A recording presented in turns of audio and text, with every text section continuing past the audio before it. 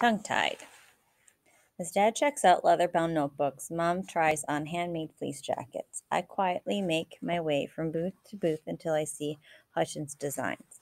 I pull Bodie behind a tall CD rack made of twigs and check out Lauren Hitchens. Her long brown hair is in dreadlocks, tied back with a large woven scarf. She wears yoga pants and a tie-dyed hoodie. Her earrings are made with feathers and tiny silver beads. Several variations of the same design fill the display case beside her. Before I can assess the situation, she spots Bodie. Come here, fella. Come here. Come on. She bends down and gestures to Bodie, who merely goes to her. When I stop hating girls and start wanting to date them 20 or 30 years from now, I'm definitely taking lessons from Bodie. My dog makes out with more pretty girls than any hunky doctor on TV. What's his name? Lauren asks. Bodie. She continues to scratch his head and eventually looks up at me. You here to buy a present for your girlfriend? Her ridiculous comment makes me even more nervous than I already am. I tell her no and pretend to look at the jewelry. I pick up a leather necklace and shells and a few feathers. Feathers are good luck. Did you know that? Birds were considered messengers from the gods. For the life of me, I can't spit out one word that makes sense. When she points to my t-shirt and asks if I skateboard, all I do is nod yes. To make matters worse, my father strolls over, quietly checking out Lauren's work as if he's some kind of jewelry expert. Please go, I want to say. This is hard enough without you here. To complicate things, my mother comes by too. Did you and Bodie find a new friend? My mother smiles at Lauren as she checks out her wares. I want to cover myself in one of the woven blankets in the next stall and hide until our vacation is over. Lauren looks at each of us with an expression of friendly confusion as if she's trying to figure out who we are and why we're there. I read your guest book entry, I want to say. We were both there when Susan James died. My scheme to tie up the summer mystery now seems like a giant mistake. When my parents moved to the pottery display down the aisle, I follow along behind them. I glance over to see Lauren Hutchins one more time, but she's helping an elderly woman trying on a bracelet and doesn't look up. Back in the car, my father makes my mother feel the soft leather cover of the new sketchbooks he brought for both of us. I sit in the back seat and fume about how I just blew my big chance with Lauren. I gather all the strength I have and tell my parents a straight up lie. I left my book inside, I say. You took it in with you? My mother asks. Yes, and I left it on one of the tables. I'll be right back. I jump out of the car and hope for one last chance at hearing Lauren's story firsthand. The truth is never what you think. When I race back to Lauren's stall, she's sitting on a stool reading. I take a deep breath and dive in. I saw your entry on Susan James's website, it began. She tilted her head. What? You knew Susan?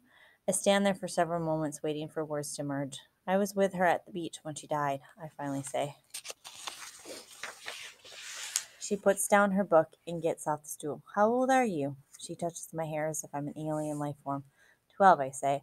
That would be about right. She looks into my eyes as if she's trying to conjure up that boy from a decade ago. That remains the worst day of my life. Susan was my best friend.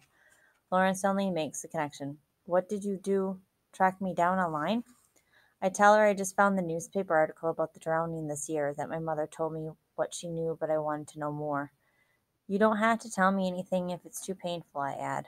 Just because I want to hear more, it might be hard for Lauren, probably as difficult as I've made this for Mom all summer. Thinking of Mom makes me realize I only have a few minutes before they come looking for me.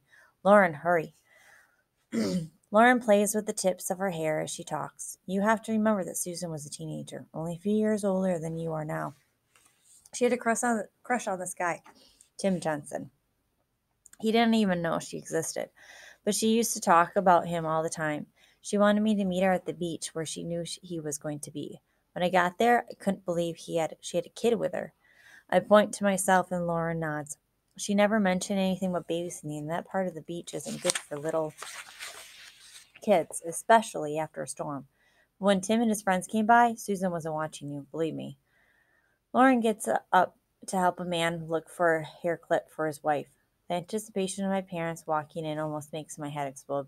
I was playing in the sand with you, Lauren finally continues. You were one fearless little boy. Lauren's eyes darken and she sits back down on the stool. When I turned around, Susan was in the water with Tim and his friends. I mean, she just left you there.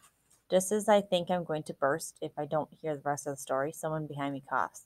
My parents and Bodie are now standing in the booth. Before they can ask why I lied about losing the book, I introduce them to Lauren Hutchins. She was Susan's best friend, I say. She was with her the day of the accident. My mother looks like she'd just been shot out of a cannon. I know when we leave, I'm in it for the biggest portion of Mom Mad ever. You and I looked for shells on the beach while Susan and Tim went for a walk. Lauren continues. After he left, Susan was just so happy. She and I tried to make a sandcastle with you, but all you wanted to do was run around. Sounds familiar. Even though the waves were huge, Susan insisted on going for a swim. She loved the water, always did. We were way over on the right past where the lifeguards sit. She wasn't in the water for a minute before the undertow got a hold of her. I'm not a strong swimmer, so I ran to get help. My mother seems almost as shocked and tongue-tied as I am. Susan wasn't trying to save Derek? Lauren shook her head. The only time he was near the water was after the ambulance came. It was so busy, no one saw him wander in. She reaches over and tousles my hair again. Lucky for you, your dog grabbed your diaper and pulled you back to shore. I can't remember one time when my family has ever said anything in unison, but we did now. Bodie? When everyone in the barn looks over to Lauren's stall, she bursts out laughing, then bends down to Bodie and kisses him all over again. He must have been only a few years old, but he was fearless too. My mother looks like she's going to pass out. The woman from the service said Susan was trying to save Derek. Susan's mother said that too. Watching your best friend die is one of the worst things you can possibly experience, Lauren says, but having to lie about it after made it so much worse. My mother asks her to explain. When I couldn't see Susan in the water, I started screaming, picking up Derek, and ran to get help. Two guys dove into the water while I went to the parking lot to call Susan's mother. This was before cell phones. Mrs. James got there right away. She was absolutely hysterical. When the ambulance arrived and the police asked what happened, she took over and said Susan was trying to save the child she was babysitting. Lauren inhaled deeply and started to cry. I'm still not sure if she misunderstood me or just assumed that Susan was being heroic, but she was so crazy with fear, I went along with her. I wanted to tell the police the truth, but I was young and Mrs. James was so upset. When the police questioned me later, it just seemed easier to stick with Mrs. James's story.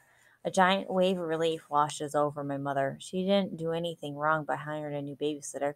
Her son didn't cause someone's death.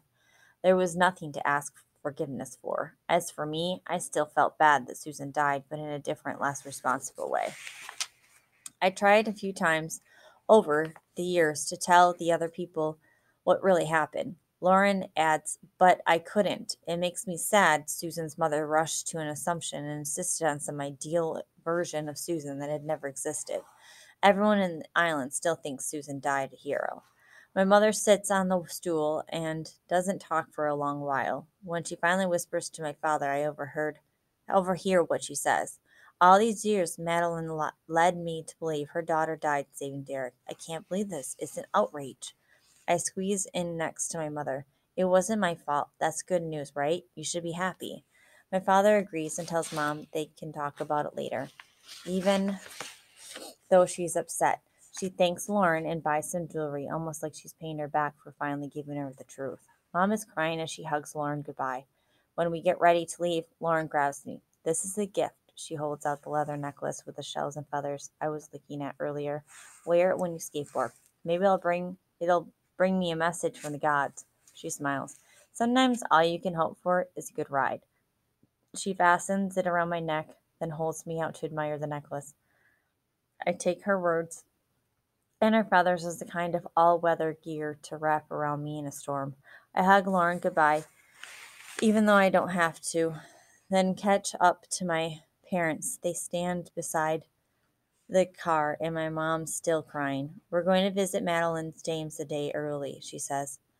I feel so betrayed. This time, I'm the one who wants some answers. My father shoots me an expression and says, look what you've gotten us into now.